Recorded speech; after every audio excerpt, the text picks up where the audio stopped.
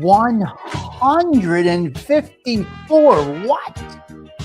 What are you talking about, 154? Well, we're going out to New York today, so I figured I would go in and let's feel good today, no matter what.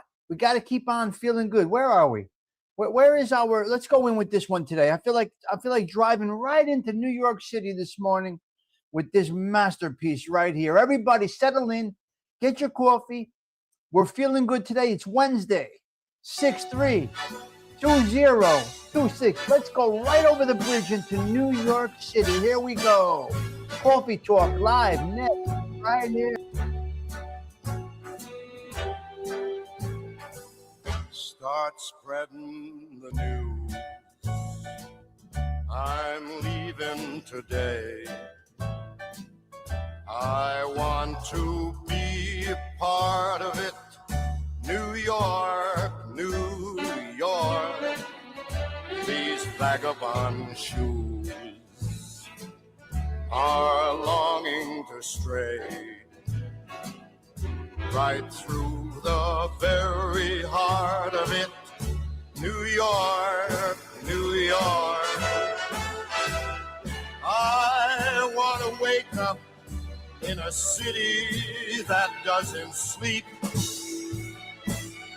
and find I'm king of the hill, top of the heap. These little town blues are melting away. I'll make a brand new start of it in old New York. If I can make it there, I'll make it anywhere. It's up to you, New York, New York.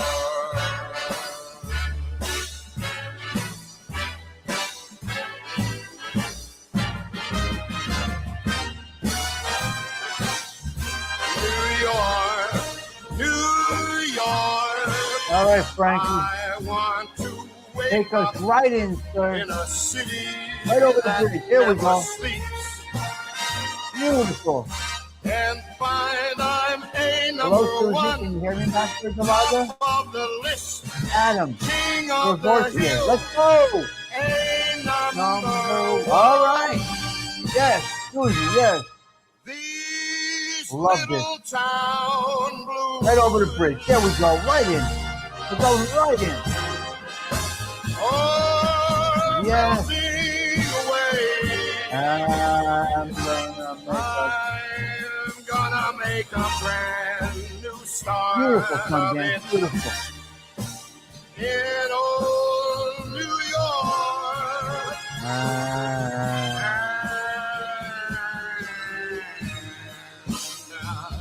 If I can make it there, Beautiful. Thank you. I'm gonna make it anywhere.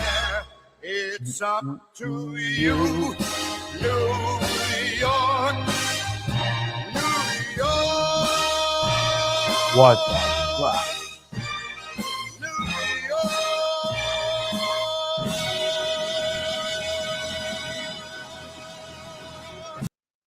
Good morning, ladies and gentlemen. We are live. Here we go.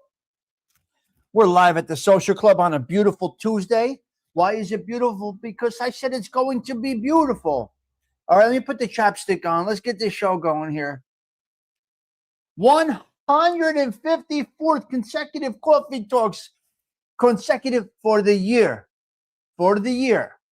A couple of three things to hit on first. Number one, Stephen Morinello, thank you for the cash app this morning. What a way to wake up with a little boost this morning. Pollock, thank you for the cash app.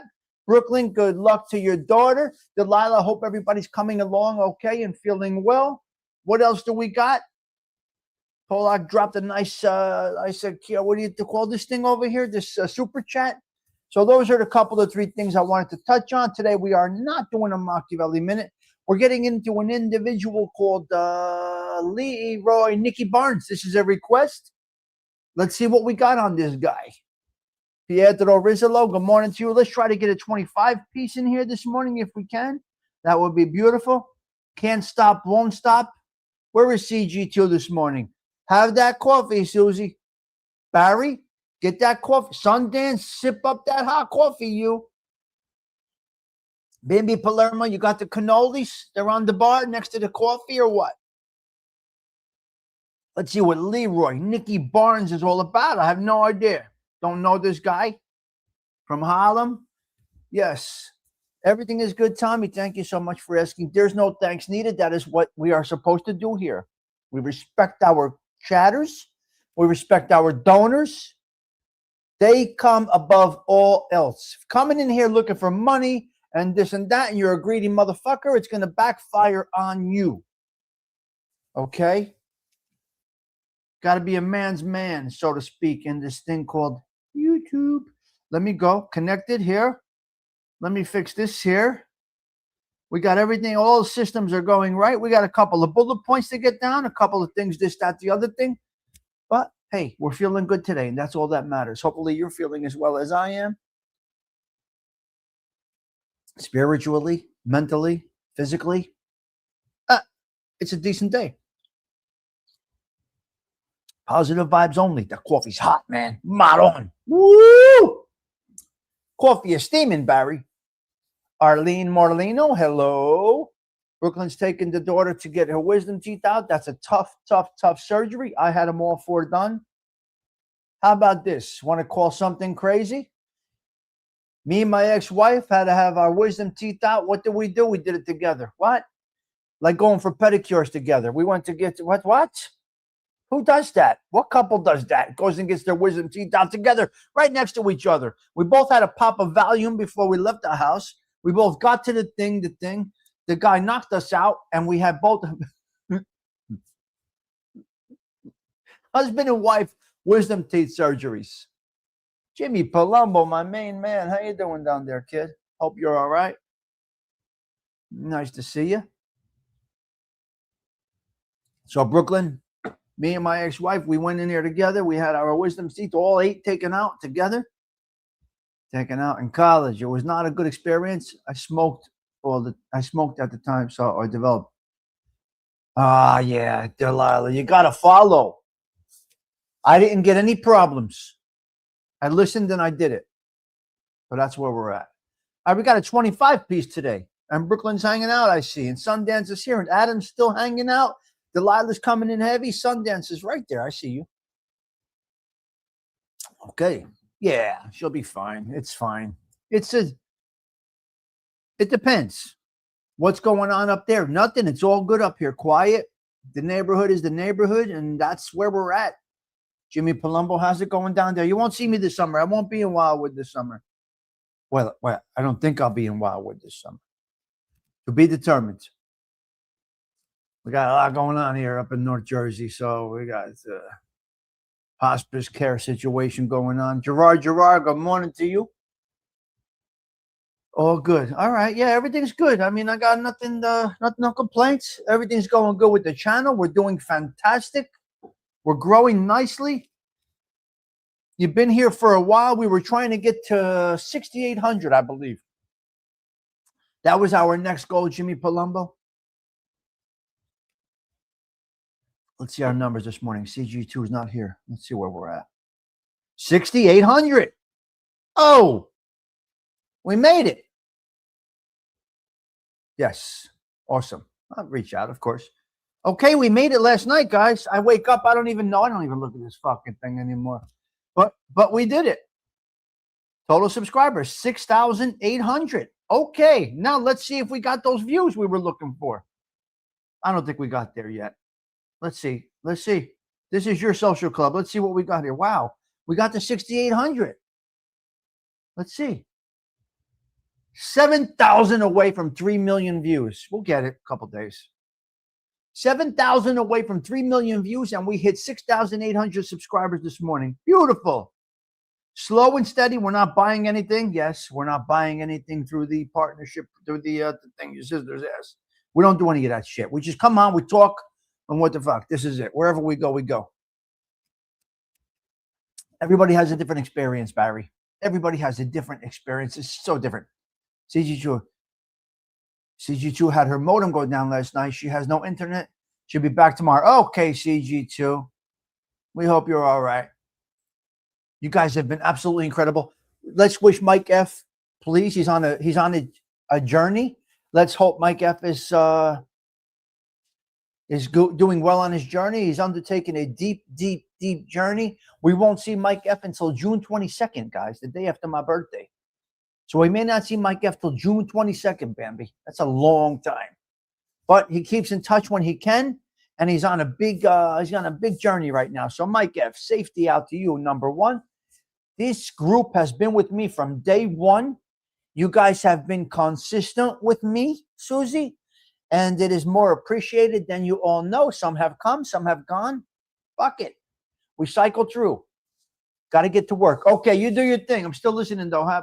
Yes, you, Jimmy. Turning wrenches down there in Wildwood, right, Jimmy? You're down there in Wildwood right now, turning wrenches. That's my man, turning wrenches. Jimmy Palumbo turns wrenches in Wildwood. And then every other Friday, he goes to Atlantic City and DJs at the Tropicana, I believe. Yeah, it's Boogie Nights, I believe. He's at Boogie Nights. He's a DJ.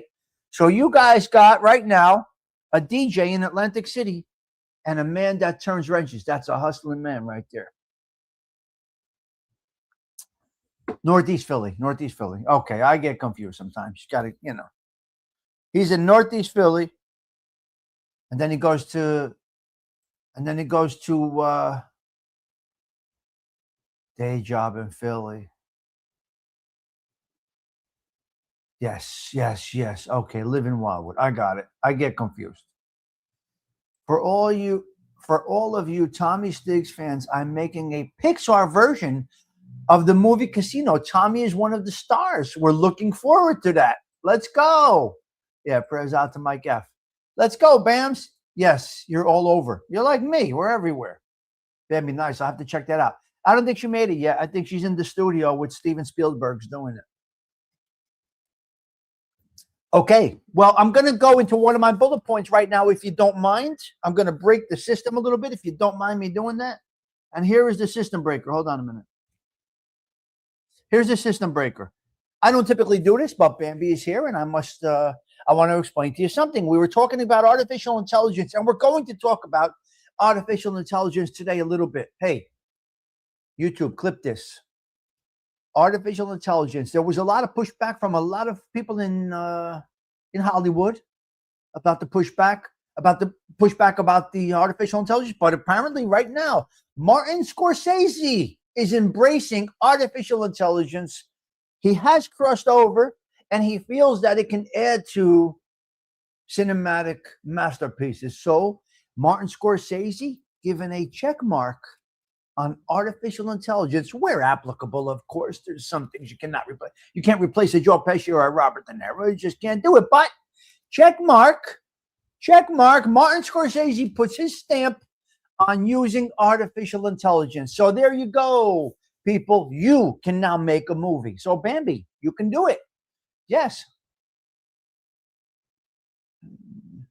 Yes. You see, you don't know, Bambi. You never know what's going to happen. You try to entertain.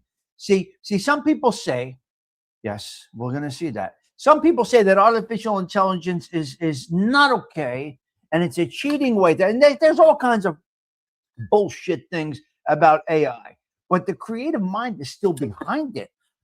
The data only comes out as to what you put in. It gives you a summary. You know, you type in some keywords, this and that, the other thing, and it brings out some of those strong points of the story. Yeah, ChatGPT can write your book. It's unbelievable. Okay, listen, let's get into this crazy bastard, this Graziadi is what I'm going to call him. We're not getting flowers. Just so you know, I'm telling you right now, this guy's getting dead flowers. Dead flowers, upside down vase, maybe pieces of glass in it. He's a dirty motherfucker, but we're going to touch on him anyway, because it was requested. Can you do a little spotlight on Leroy Nicky Barnes, the Harlem drug kingpin? So we're going to do it. He's a dirty motherfucker. He's getting no roses, but we're going to tell a little bit of the story. Now, something reminds me of him, and I don't know why, but this here, and I love this girl. She's fucking gorgeous.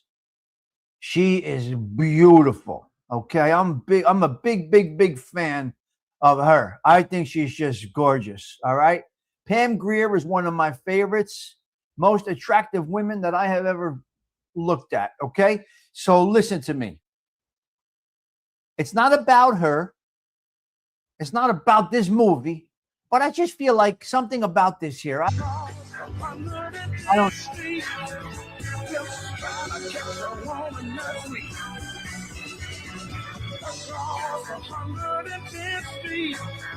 Pushes won't let Johnny go free.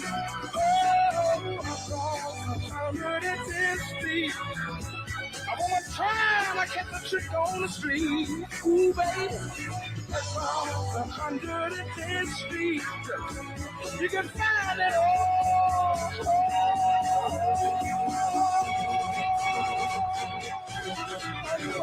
In the street, yes you can. Oh, look around you, look around you, look around you, look around you. Yeah.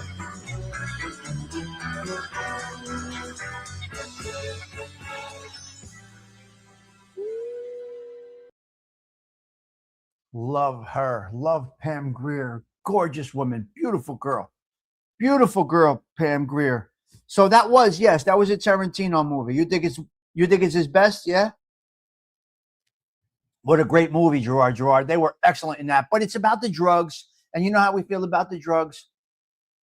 One touch of your hand, you lose your mind. Yes, maybe if you met Pam Grier in person, you would faint. Well, I'm not a starstruck individual. There's pretty much nobody.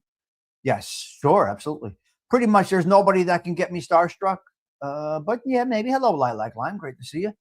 I'm not a starstruck individual. There's nobody that can impress me. I don't have that. But I would compliment her and say, you're a beautiful woman. God bless you.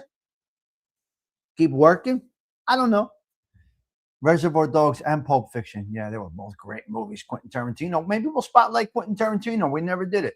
Let's get into this dirty motherfucker. His name is Leroy Nicky Barnes. Let's see. I got some great bullet points to get over. Okay. Leroy Nicky Barnes was a notorious Harlem drug kingpin in the 1970s, known as Bambi said in the beginning, Mr. Untouchable. He built a multi-million-dollar heroin empire, becoming an informant and vanishing into witness protection. What the fuck? Fascinating facts about his life. Leroy Nicky Barnes, you dirty motherfucker. Let's see what he's got. He earned his iconic nickname by beating the system. Arrested and charged repeatedly, Barnes was acquitted so many times that he became known as Mr. Untouchable. He even famously flaunted his evasion of police on the cover of New York Times Magazine.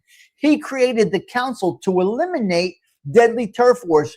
Leroy, Nicky Barnes united the leading African American drug kingpins in New York City into a syndicate called the Council, modeling it after the Italian mafia. What the fuck? He was a published poet and an educator in prison. While serving a life sentence, Barnes turned his life around. Behind bars, he earned a college diploma, taught English. To fellow fuck you. I don't give a fuck. You pump the poison into your neighborhood. You're a dirty motherfucker. So we ain't giving you shit. You're not getting any check marks for anything, you douchebag. His ultimate revenge. After being abandoned by his associates, Barnes flipped and testified against his own organization. You fucking rat bastard. This cooperation ultimately helped secure his release from prison.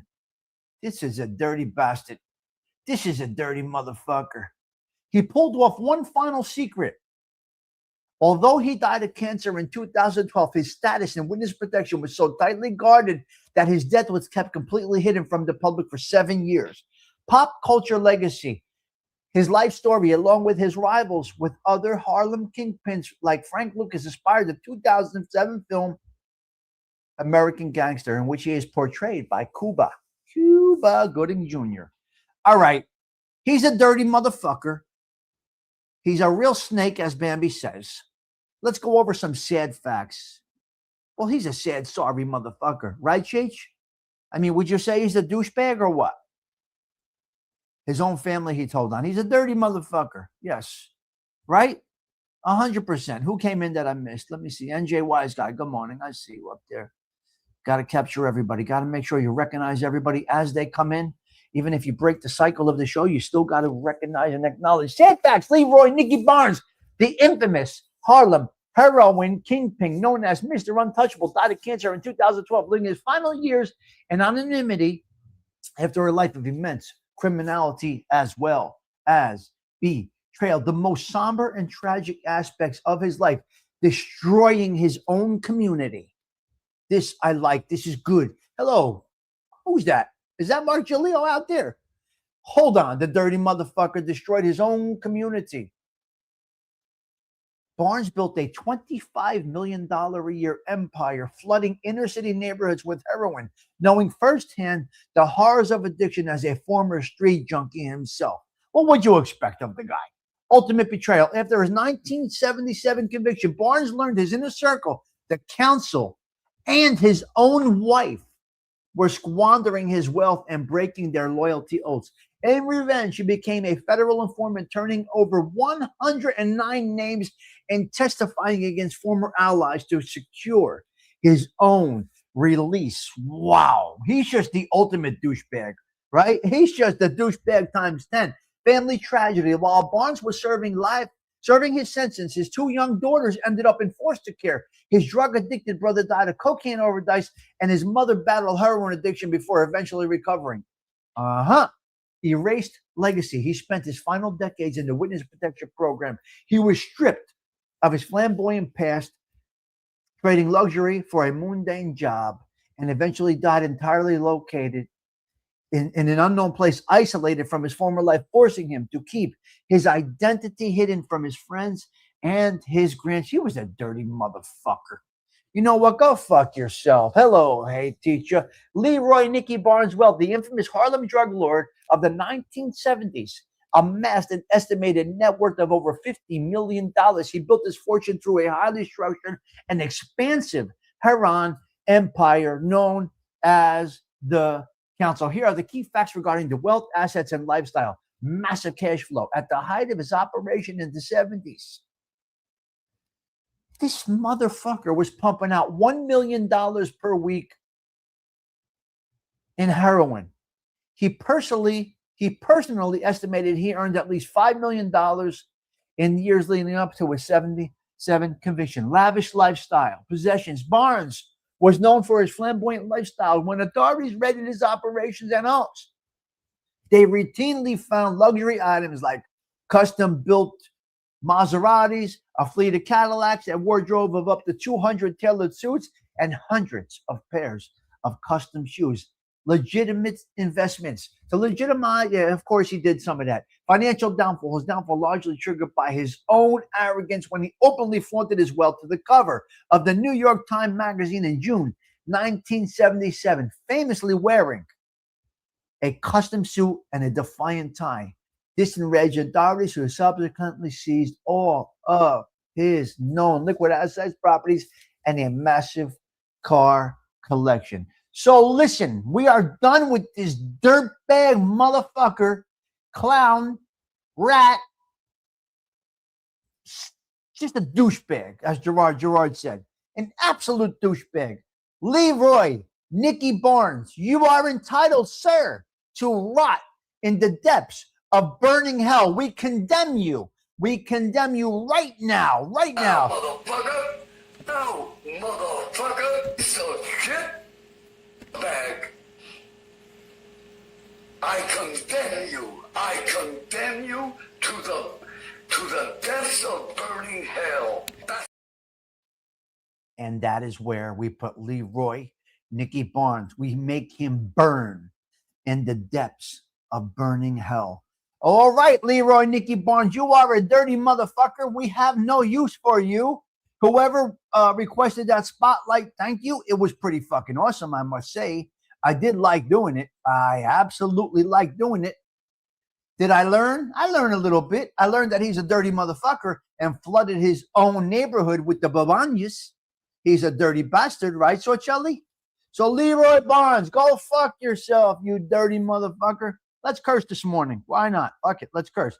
Let's see what Mob Facts has on Leroy, Nicky Barnes. I can only produce so much, but our boy here, Mob Facts, has what it takes. Let's see what we got here. Where are we? Let's see what this dirty motherfucker has. Let's see what Mob Facts put together for us. They always encourage us using their content. Let's just check this out a little bit. Nicky Barnes was perhaps Harlem's and one of the country's biggest drug dealers. He sported the fur coats and fancy cars that marked his success. At 45, he was known as the Untouchable because the law couldn't seem to lay a hand on him.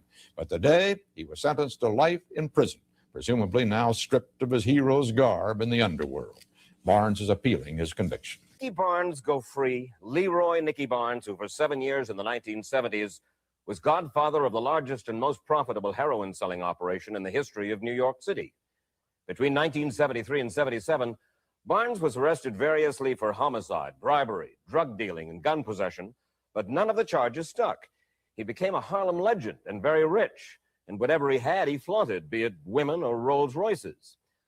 But in 1977, suddenly Barnes was busted, convicted of heroin dealing, and sent away for life without parole. Then 4 years later in prison, Nicky Barnes turned government informant and began to tell all he knew. And because his testimony helped put 50 other people in prison, there are those in government who say he should be pardoned. Among the people he informed on were his former drug colleagues and his women. How did he feel testifying against them? I was overwhelmed by guilt. I was overwhelmed by guilt. I had every reason to testify against them and no reason at all to feel guilty. But it's that street corner indoctrination, that criminal ethic, that street corner value system, it's overpowering. And I started crying on the stand. From guilt. And emotion. And emotion. I couldn't talk.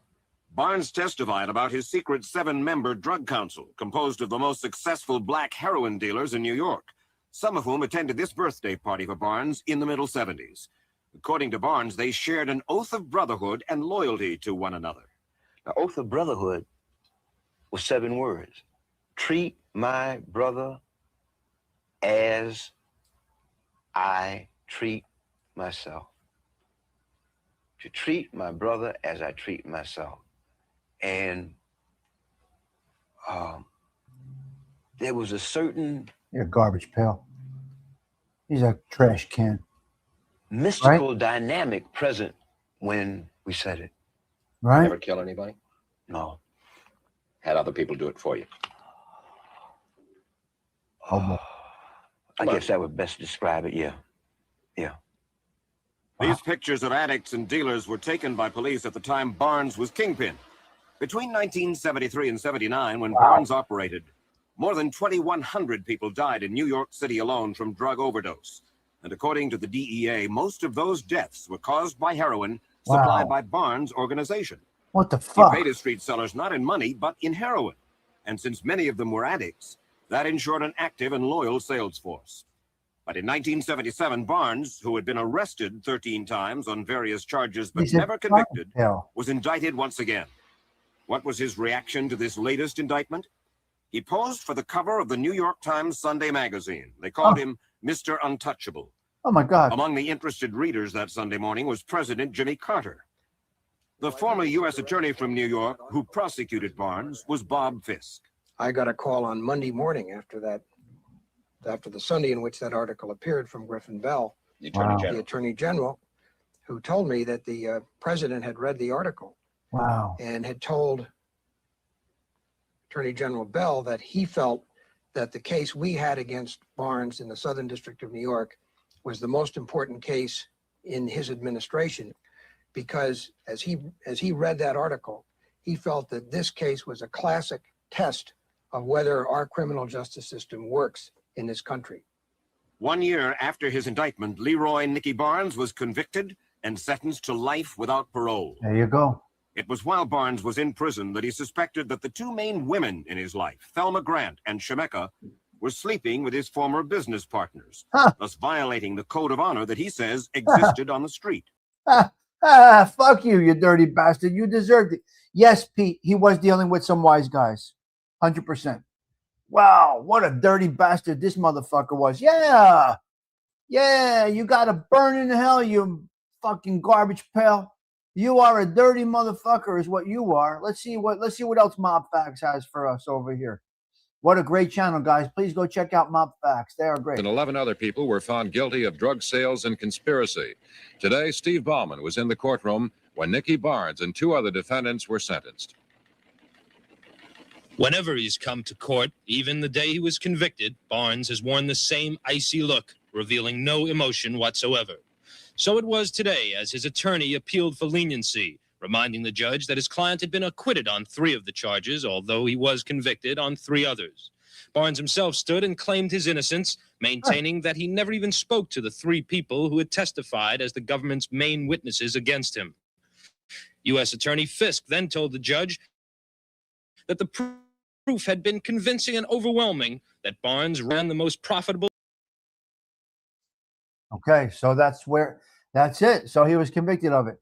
I'm sorry to hear this. I lost family members as well as friends' kids. That's terrible news to see that. So he turned out to have a garbage pail of a life, which he warranted. He owned that, right? You're going to agree that he earned. That's what he got. Yeah, Bambi, right? So yeah, the guy that shot Columbo worked for Barnes. It's unbelievable. Well, it's crazy. What a fucked up story, man. But one that wanted to be told. I know. We're sorry to hear that. That's just, it's heartbreaking. 2 siblings to heroin. I mean, God almighty. Wow. Yeah, Pete, it's unbelievable. It's true. So many around here. And it's crazy. It really is terrible. It is terrible.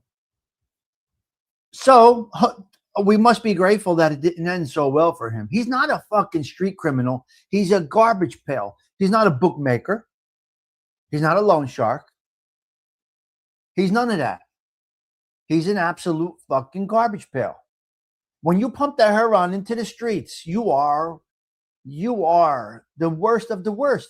You're going to tell me that gambling on the Giants is the same as shooting a needle in your arm? Come on, stop. Addiction at any level is horrible. It's bad. But he funneled it. That's how much. He was a junkie himself in the beginning. It's just brutal story. But I did enjoy doing this. A friend of Matthew Madonna. Yeah. We're going to have Matthew Madonna's daughter on. She's coming. Well, I talked to her yesterday. Matty Madonna's daughter, Rosina. She's a good kid, good girl, a good woman. She wants her dad home, and they're not letting Matthew out. Matty's not coming out. He's 90 years old, 3 strokes, in a wheelchair, barely functional. And Rosina wants, she's trying to get him out. No help from anybody. She's doing it all on her own. Oh, okay. You could bet on Sunday about the 8 you need every day. Right. Interesting, Pete. That's a good comment. Yeah. Yeah, you don't become a gambling junkie from one picket ticket. It can lead to it. You don't typically become an alcoholic from one beer, but one shot of heroin, it's over. Well, Delilah, she's disappointed with some people. You could read between the lines on that, Delilah? Grace Garber Jr. is not doing good health-wise. That's unbelievable. Yeah. Okay, Susie, we'll talk to you later. Have a great day. Yeah, that's it. That's what I'm saying. Heroin is just a one hit and you're done. Unbelievable.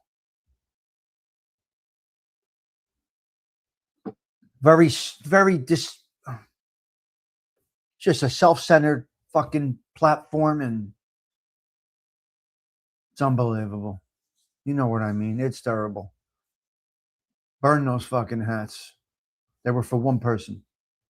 Dirty motherfuckers. It's unbelievable. If you feel that this is you, it's you. Go fuck yourself. Selfish pricks they are. Yeah, me too. I never tried any of that stuff. Yeah. All right, let's go into while we're at hello, Zelda. I think we should go into the Catholic Minute. I think this is the perfect time to segue into the Catholic Minute, so to speak. So, listen, prayers out to everybody that's stuck on that heroin grip. It's a very sad situation that we have out there in the streets. The heroin is not as big as it was, be that as it may. Once you get a hook on it, you get a hook on it, and that is it. Heroin, fentanyl, yes, heroin is definitely the devil's drug, yes. All right, let's segue. We're not doing a Machiavelli Minute today. I'm not interested in doing Machiavelli today. We're going right into the Catholic Minute. Here we go. Today he speaks of the blessed ones, faithful lives we've told for our heart. To omistes Catholic minute, reading so. Okay. Hail Mary, full of grace, the Lord is with thee. Blessed art thou amongst women, and blessed is the fruit of the thigh womb, Jesus. Holy Mary, Mother of God, pray for us sinners now and at the hour of our death. Amen. On June 3rd, the Catholic Church celebrates the memorial of St. Charles Lwanga and companions, as well as martyrs. They are the patron saints of African youth and converts, revered for their courage and steadfast faith. History of the martyrs. St. Charles Lwanga was a chief of the royal pages in the court of King Mwanga II of Buganda. It's modern-day Uganda now. When the king began severely persecuting Christians in 1886, Lwanga and his companions refused to renounce their faith. Wow. On June 3rd, 1886, Lwanga and 21 other young Catholic men, as well as boys, were burned alive for refusing to deny Christ. Pope Paul VI canonized them in 1964. That is so sad. Observance on the liturgical rank, obligatory memorial. Colors red, symbolizing martyrdom. Patronage, African youth, Catholic actions, as well as converts. They were murdered. They were burned alive because they would not give in and change their faith. They were Catholics until their last breath, burned alive, a slow death. It starts with your hair burning. It goes to your skin burning.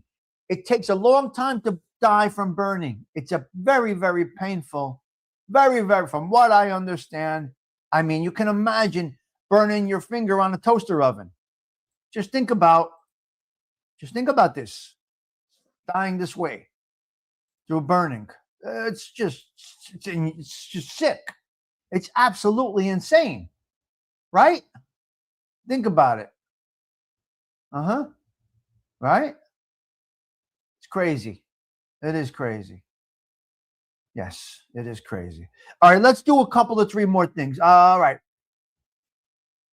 Peabo Bryson. Rest in peace to Peabo Bryson. We're doing a little different things today. I go with the flow. I go with my heart, Bambi. You died from the smoke inhalation before the fire. Oh, okay. All right. Interesting. Yes, I don't know anything about that, but okay. Some that know Peabo Bryson, some may not know. No, some may not know Peabo Bryson. But here's a clip of Peabo Bryson. Rest in peace, sir. I'm sure you guys will remember these songs. I feel like changing the show up a little bit, Mustang Mike. Why not? Here we go. Rest in peace, sir. With new horizons to pursue. Tonight, I celebrate my love for you. Neither one prepared. Wow. Beauty and the beast. So rest in eternal peace, Mr. Peabo Bryson. You know what? It's a tough one. It is a tough one, guys. It is an absolute tough one. Really, really tough. All right, let's do what we do here. We will be right back.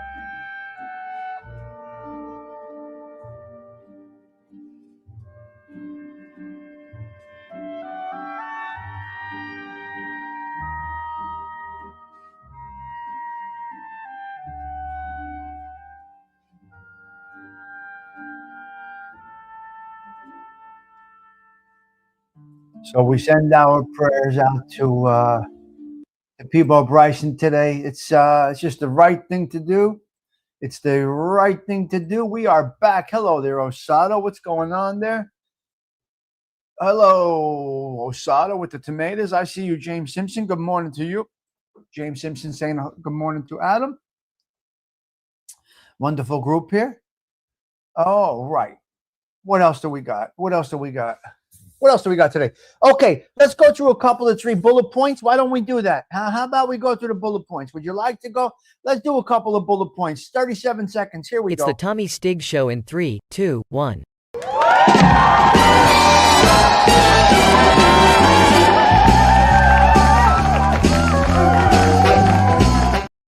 All right, the bullet points. Where are we? Let's go right down the bullet points here. I wanted to put at the top of my list is another big thank you to Stephen Morinello for the cash apps that he sends in. And anybody that does donate, it is greatly appreciated. As you can see, I don't put a goal up there. I don't have no banner with my cash app and all that other shit. I feel that if you would like to donate, you should know how to donate. Maybe you need a reminder. I don't know how all that shit works. Does the blinking light remind you? I just feel scumbody when I do that. You guys know how to send in our boost if you want to send in our boost. It is appreciated. We did hit 6,800 yesterday. Now what happens is you'll get another big bump right now. YouTube says, okay, he's in the algorithm.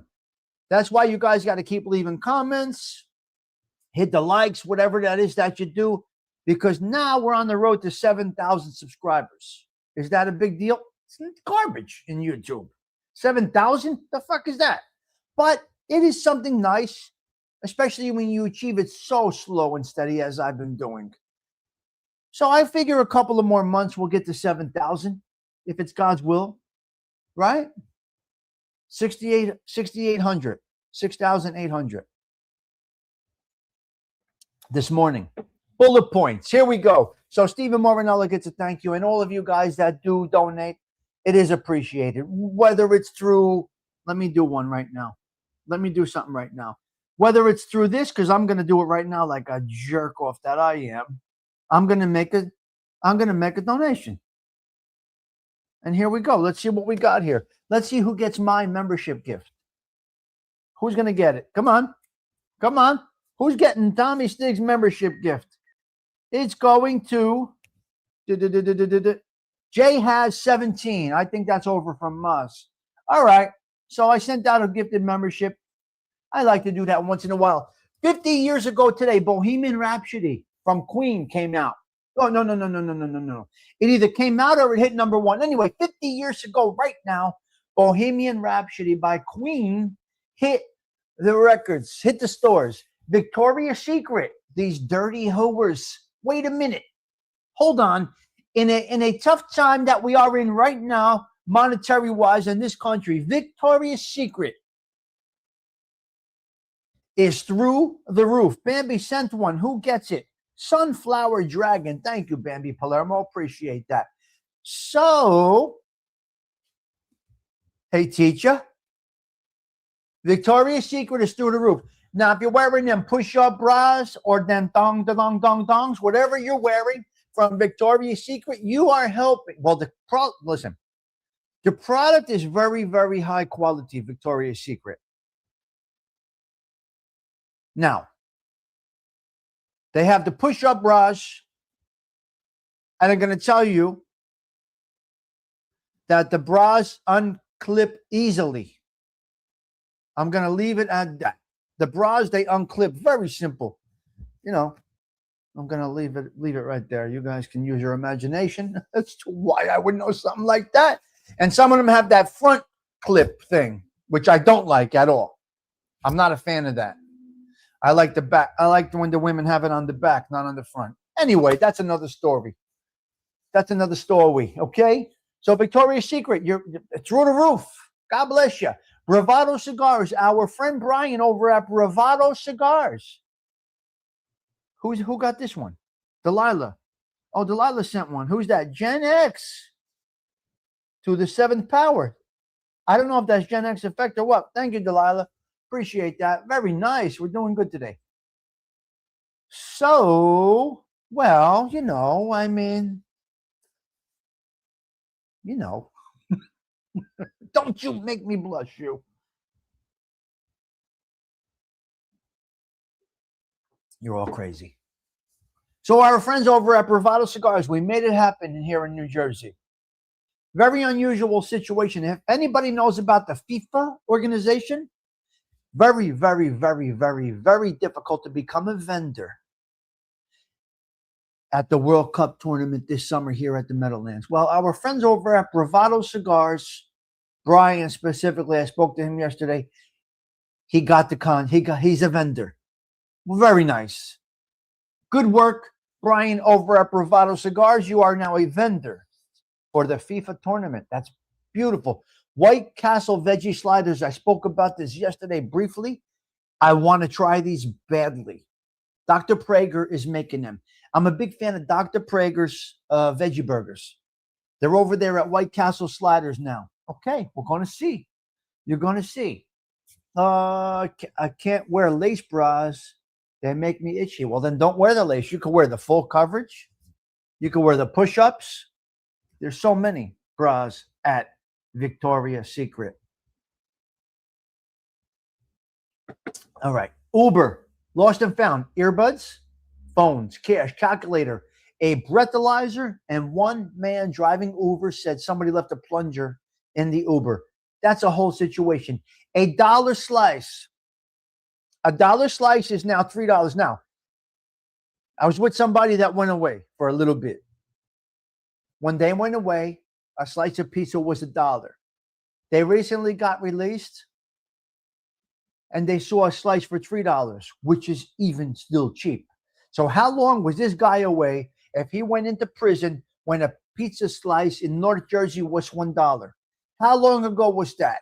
I don't know how long ago that was. I'm not telling you how much time the guy has done. All I'm saying is when he went in, a slice of pizza was $1. Figure it out. Use your Googles and type it in the chat. How long ago was an average slice of pizza $1 in North Jersey? What does it say? You want me to ask Google? Oh, we got another cash app. Wow. Okay. Don't tell. Wow, we get anonymous donations. Ask the Googles. A long time ago. Not going to tell you who, what, where, and when. Individual got released. Okay. Hey, Google. What year approximately was an average price of for $1 for a slice of pizza in North Jersey?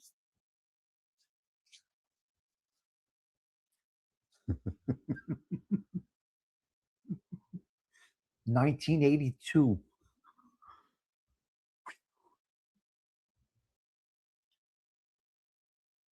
Up into the 90s. Up into the 90s. Looks like 90s up to the 90s. So you guys can do the math on that. I'm not going to get into it, and I'm not going to give away who it was. I'm not doing that here. There's people that come out of prison and they don't want to know about this fucking social media shit. All right? So that's $1 slice. Your success embarrasses others. If you succeed, sometimes your success will embarrass another individual. How is he or she doing so well? I'm stuck. I'm in a rut. Why am I in a rut? Why is she or he doing so well? You embarrassed your, unfortunately, opponent.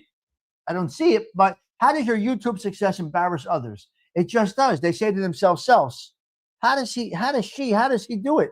They say to themselves, and they scratch their forehead and they say, well, how the fuck? That's embarrassing that individual can have success and I can't make it. I'm in a rut.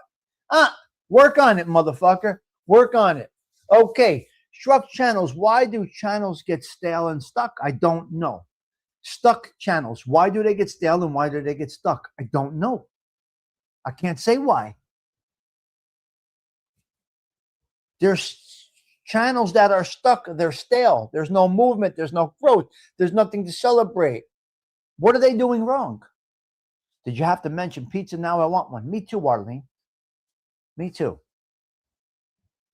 It's a puzzling thing. Let's ask Google. Let's ask the Googles. Hey, Google, why do some YouTube channels get stuck and lack growth? Let's see what it says. It says channels get stuck primarily because the core video ideas don't match what the target audience wants to watch. Even with good content, channels stall from unfocused riches, poor packaging, weak titles, thumbnails, or lack of viewer retention. The algorithm requires clear data on who a video is recommended to. Oh, the video idea misses the mark, a mixed or too broad of an audience, weak packaging, thumbnails, or titles, overcomplicating and burnout means you could see it in the individual where they're burning out. So there's a lot of different reasons why YouTube channels become stale and stuck. I'm content with our little group here, but some people are just, I'm not stuck. I grow slow. And that's where we're at. Okay, listen to me.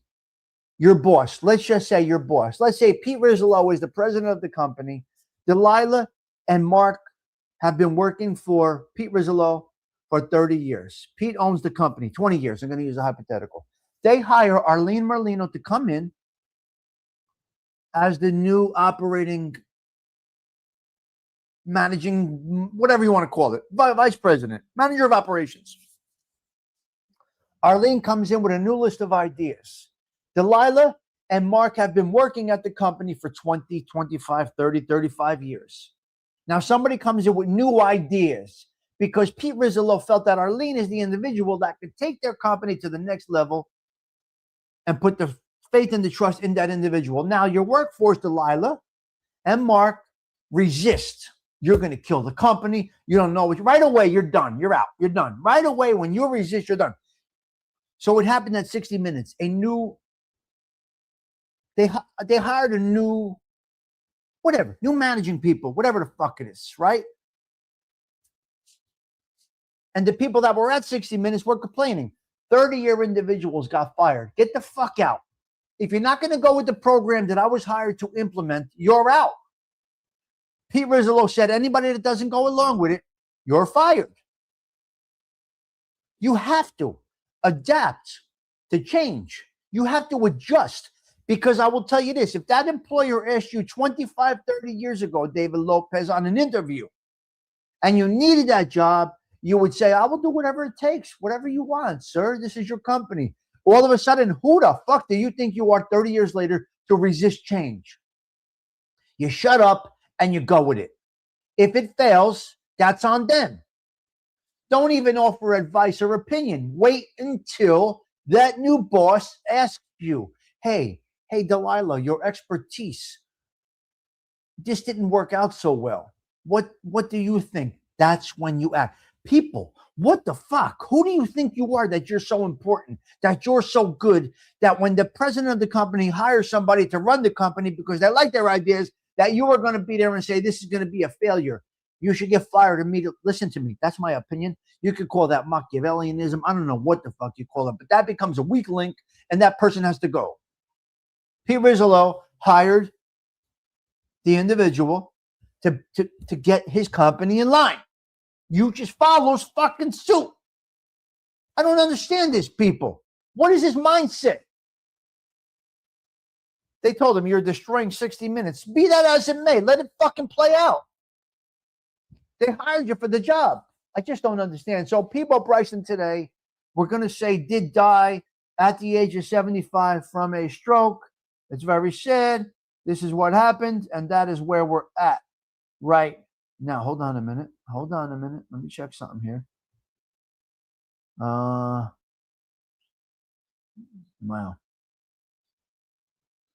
Awesome communication. Awesome communication. Yes. So that's where we're at with that situation. What else do I have? I have absolutely nothing. Let's do a quick, it's a sad loss in the music world. It is a sad loss in the music world. Why don't we do a little Ave Maria for the dearly departed Peebo Bryson? I believe we should definitely do that. What do you think, guys? Shall we?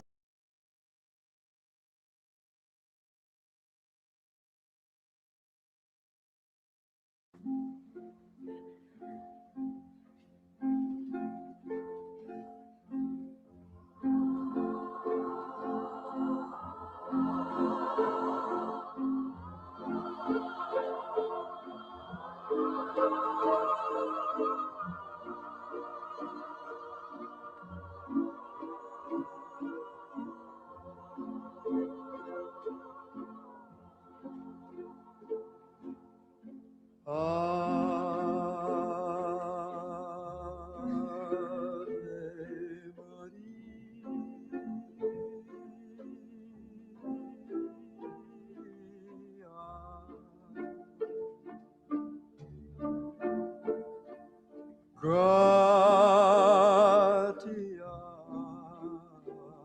plena Maria gratia plena Maria gratia plena Ave Dominus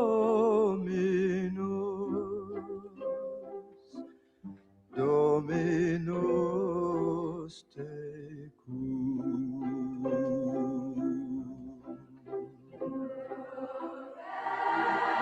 Oh, God bless his soul. God bless his soul. He suffered a stroke and he passed away. So we had to play a little bit of Ave Maria for Peebo Bryson. Entertainment industry, entertainment powerhouse. Very sad.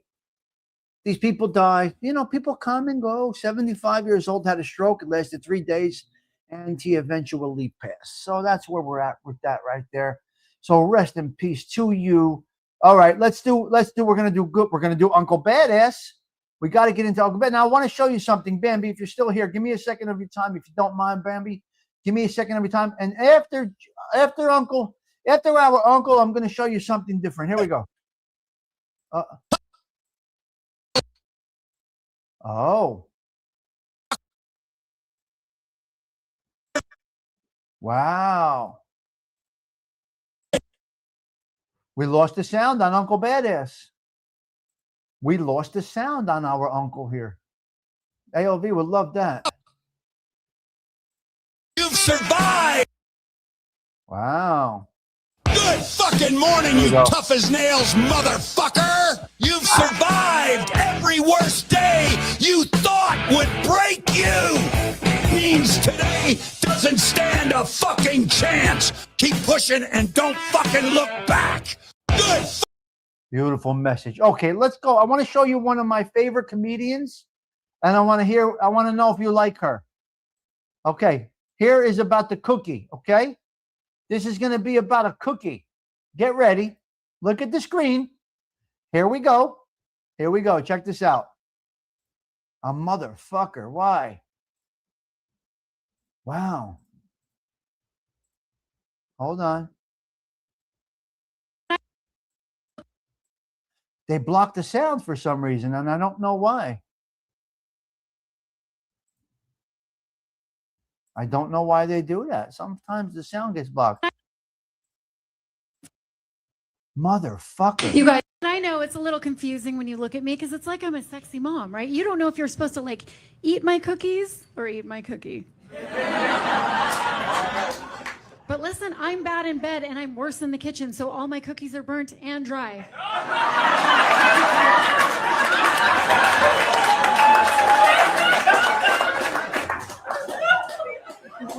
I know it's a little confusing when you look at me because it's like I'm a sexy mom, right? You don't know if you're supposed to like eat my cookies or eat my cookie. But listen, I'm bad in bed and I'm worse in the kitchen, so all my cookies are burnt and dry. Okay, so do you like that? You think she's good? She's a good comedian? I don't know if she's good. Would you go see her stand-up show or no? The answer might be yes. The answer might be no. It's unbelievable. I would say no. The reason I wouldn't go see her. You want to know my reason? Right. You're not into the raunchy stuff, right? Interesting. You'd say no, you wouldn't go see her, Gerard. Okay, Gerard's got to know. Bambi's got to know. She's a dirty whore. That's why. We know that. She's a dirty whore. Women talking about guys doing things. Okay, Bambi says no. Maybe with my girlfriends, we would probably find her funny. I don't think it was funny, Zelda. Right, I agree. Okay. Good. So the answer is kind of no, right? Guess what? You can't go see her. Let me explain to you why you can't go see her. She's not real. That is AI, baby. Can you fucking believe it? That is artificial intelligence right there. She's not a real woman. What the fuck's going on, guys? The laughing was fake. It was all just fake. No. Delilah, totally fake. It's unbelievable. Just can't. What are they doing with this world now? Artificial intelligence stand-up comedians. I'm done. I can't. I don't even know what to tell you. I I really don't. Now, I want to send, hold on, if I could do something here. Right, all fake, Pete. All fucking fake, Pete. All fake shit. Hold on. There's something I want to do here. Give me a second. I want to see if I can find this. Let me check this out here. Let me do something here while I'm looking for this. I'm looking for something. I want to show you this before I leave, guys. If I can get this off, I'm going to get this off. Give me a minute here. One more segment of the show I want to show you. But I'm looking for it.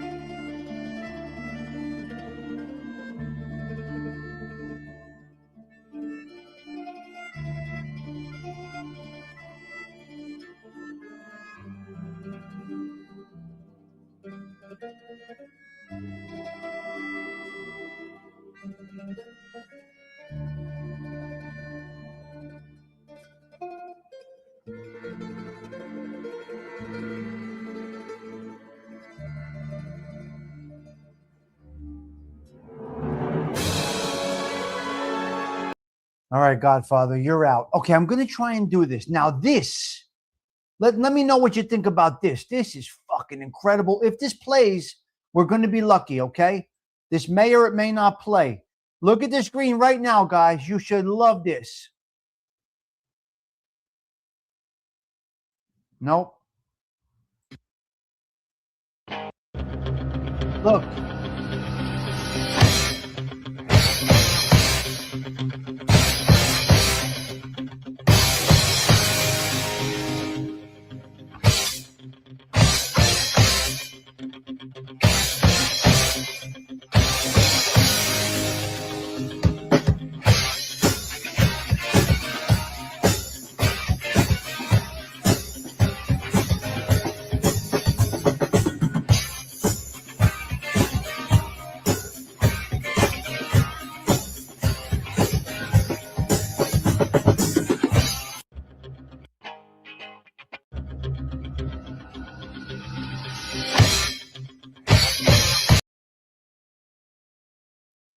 That is real. That girl is a real drummer. She's absolutely incredible. She did a great job on that. That is a real drummer. You see? Oh, nice. Very nice. I think a couple of guys in here tonight about eating her cookie before they found out she was. Exactly. All right, Barry, start that bone.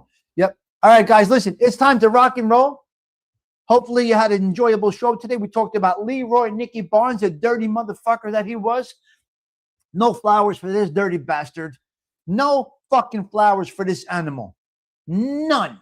The 154th consecutive Coffee Talks for 2026 is coming to an end. We're going to go out with Sarah Collins. She's going to take us out with a little Bobby Womack across 110th Street up there in Harlem.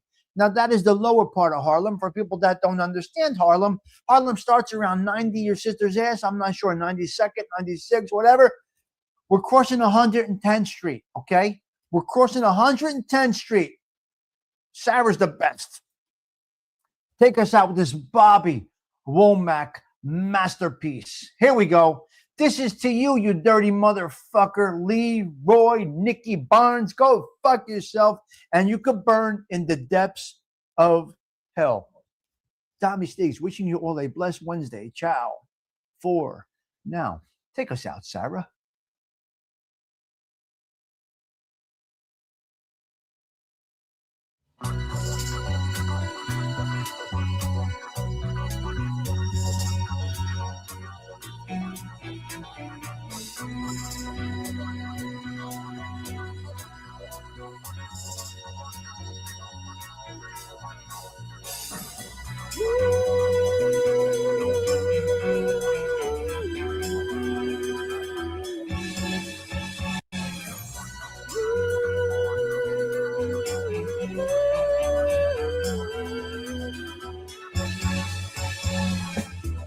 I was the third sister of five, doing whatever I had to do to survive. I'm not saying what I did was all right. Trying to break out of the ghetto was a day-to-day fight. Been down so long, getting up didn't cross my mind. But I knew there was a better way of life, and I was just trying to find. You don't know what you'll do until you're put under pressure. Across 110th Street, hell of a test. Across 110th Street, you're trying to get your woman that's weak. Across 110th Street, pushers won't let the junkie go free. Across 110th Street, woman trying to catch a trick on the street. Oh baby, across 110th Street, you can find it all in the street.